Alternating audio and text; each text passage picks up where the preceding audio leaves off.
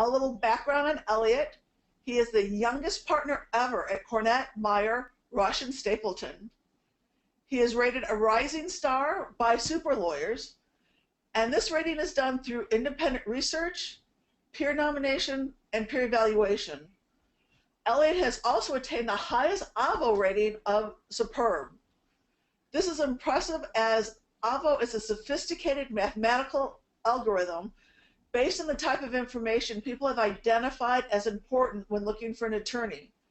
So this is really helpful to us as lay people as we're trying to find an outstanding attorney to help us with a legal issue. Speaking of help, Elliott helps clients with estate and asset planning, business law, and estate administration. The good news for us is Elliott is here tonight to help us with the whole issue of our population is aging, and we have now the potential of needing long-term care. So we're excited that Elliott is here with us tonight to share his important thoughts on asset planning protection for long-term care. Tonight's webinar should last about 30 minutes, and with that, welcome to Elliott tonight. Thank you, Nancy. I appreciate the introduction. So the intent of the presentation today is really to educate on potential legal issues and options related to planning. If you have specific questions related to your specific needs, it's always best to have a one-on-one review. So just to clarify, there is estate planning, which relates to probate avoidance, creating powers of attorney, living wills, etc.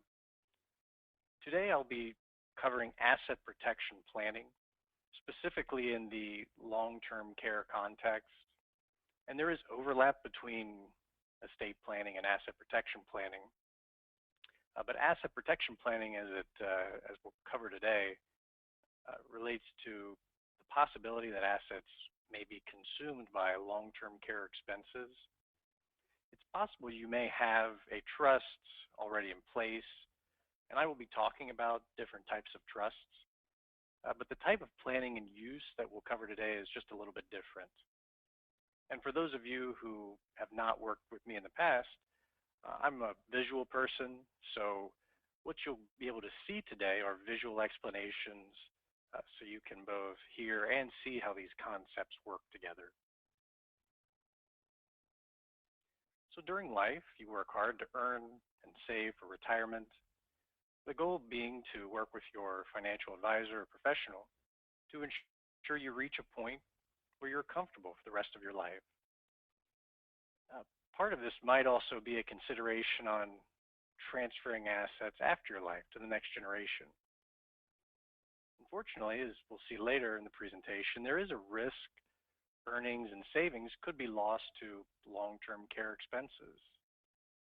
And a lot of families have experienced this, including my own, seeing someone go through the process of having to spend down all of their assets and being left with potentially very little or nothing. So how are assets spent down to pay for long-term care? Well, during life, your family works hard to earn, save, and invest. And if there is a need for long-term care, the current costs are $97,455 per year. And that comes to $8,121 per month, which for most is hard to imagine as a continuous ongoing cost. So to pay for this long-term care, all of the assets earned during life and saved are spent down. Now, there are different rules for spouses and individuals. What I'll cover today just relates for the individual side of things. And for an individual, assets would be spent down to the last $2,000. It's only at that point where the assets are spent down to just $2,000 that Medicaid kicks in and starts paying for long-term care. And as I said, spending down everything a family has earned for their entire life to just a few $1,000s is not a pleasant thought or experience. The good news is there are some solutions. So let's look at one planning option.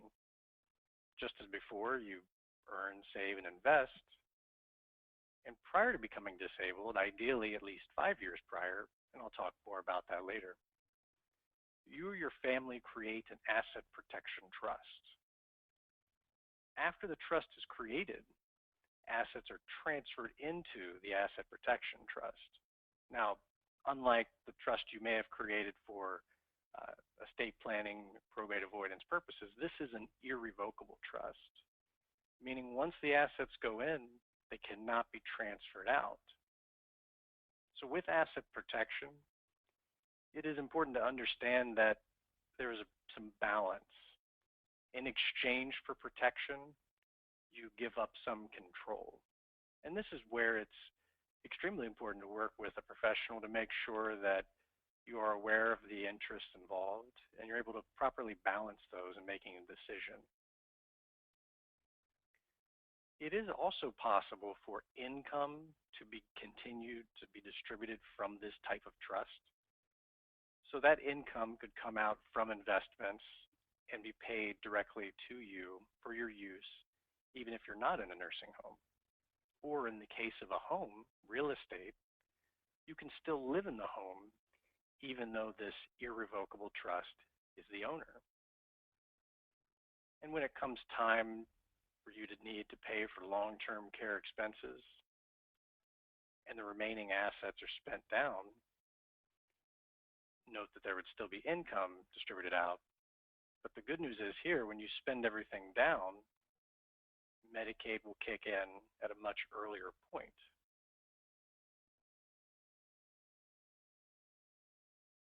So when transferring assets to an asset protection trust, it's important to be proactive. There is a 60-month look-back period for transfers for gifts, and to transfer into an asset protection trust is a type of gift. So if at the end of 2016, the beginning of 2017, you made a transfer to an asset protection trust, the look-back period would stretch all the way to 2021. So as you can see, it's very important to be proactive with this type of planning because you never know when you will become sick or disabled. So it's very important to be proactive and do things when you are well and healthy rather than waiting until it's too late. So let's look at some real numbers and how this would work. So Charles is 65 years old. He's a widower. He has a house worth $150,000, P&G stock worth $200,000, which produces annual dividends of $6,500. He has whole life insurance, which he purchased many years ago and has a cash value equal to the death benefit of $100,000. The premiums are paid by the dividends, so there's no cost there, only value. He has income from Social Security of about $25,000 a year, which means his annual income, $31,500 per year, comes out to $2,625 per month. His annual expenses, including property taxes, insurance, transportation, food, etc., comes out to $30,000 per year, or $2,500 per month. So we can see here that Charles is living within his means right now. But typically, after the age of 65, there is a progression of expenses. And you'll probably note here that the amounts that I'm using are relatively modest in terms of retirement savings. The reason I'm using that is to show that even with a modest retirement savings, there is still some value in asset protection planning. And of course, as your assets increase, the value likewise increases. So let's look at what would happen without planning. So at age 65, Charles has his expenses of $2,500 per month, property taxes, insurance, food, clothing, etc., which means he has a surplus of about $1,500 per year. And then at age 70, let's say Charles is not able to work around the house as much as he was before. So he has to pay for lawn care, cleaning, home repair, and as things typically do, he has more medical expenses. Let's say he wants to help grandchildren with college or graduate school. So his monthly expenses go up to $3,000, which just creates a shortfall of $4,500 per year. So he's still living within his means. And actually, he's grown his assets since age 65 with his surplus. At age 75, Charles decides, enough with this home and all the repairs. I'm going to go into an assisted living facility where my meals are included, there are people to socialize with, and if there's an emergency, there's someone there to help me. And in this case, his per month expenses go up to $4,100, which still just creates a shortfall of $17,700 per year.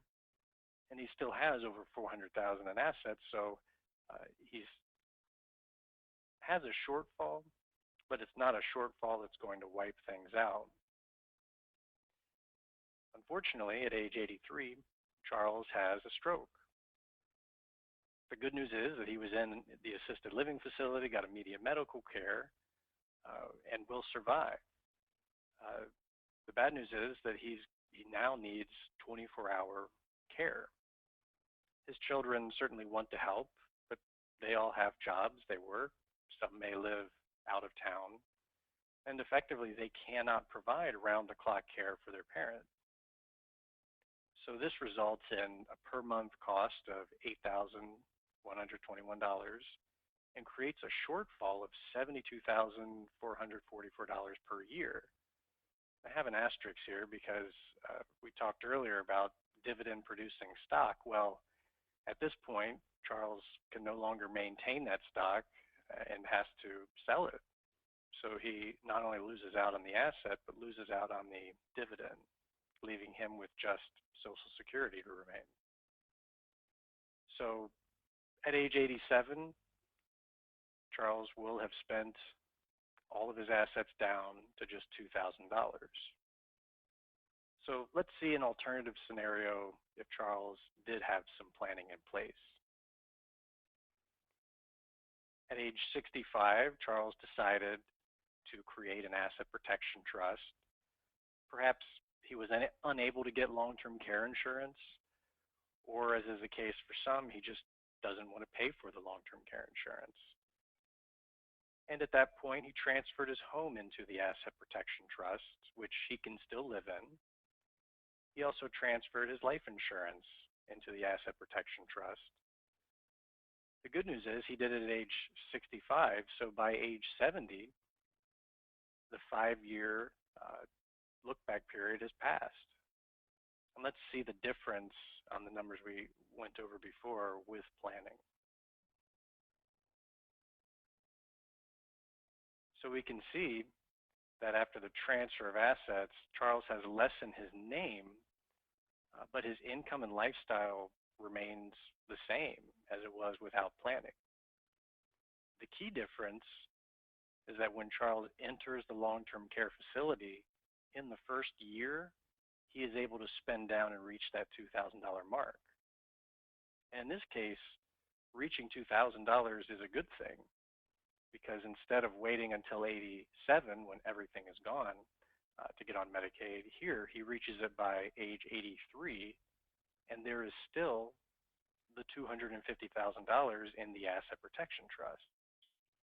And all the while, this asset protection trust could be maintained, invested with the financial advisor, and could potentially continue to produce income, or depending on Charles' decision when he created the trust, may just retain the income within the trust, preserving more for the next generation. So to summarize these two scenarios, without asset protection planning, Charles is not eligible for Medicaid until age 87. And here we want to be eligible for Medicaid as soon as possible. With this type of asset protection planning, he is eligible by age 83, yet there is still $250,000 in the asset protection trust. Now, I intentionally used a simple example here. And as I said before, the more assets you have, the more potential benefits there are with this type of planning. And it is important to speak to your attorney or an attorney who you decide on if you have questions on this type of planning and concerns for your family. So I appreciate everyone tuning in this evening to watch this presentation, and I'll go ahead and turn things over to Nancy. Great. Thank you so much, Elliott. My head is thinking of all different sorts of things that you have caused me to realize. So I want to thank everyone for attending tonight's webinar, which is part of Elliott's Legal Lineup series. I hope everyone here on the call found this helpful and it inspired you to take some actions on this important topic. For future reference, we will be sending out a link to the recording of today's webinar. And as I was thinking this through, I was wondering, Elliott, do you offer consultations on this? Oh yes, I offer free consultations on estate planning and asset protection planning. Okay, wonderful. So when we send the email out, I'm also going to include Elliott's contact information. Also, if anyone asks some questions during tonight's webinar, we're going to forward those on to Elliott so he could just answer them directly to you. And with that, we will be closing and sending that email out to all of you. And thank you, Elliott, so much. Again, that was just enlightening. It's an area I wasn't aware of before. So thank you, and thank you all for attending tonight, and wish you all a great rest of your evening. Thank you.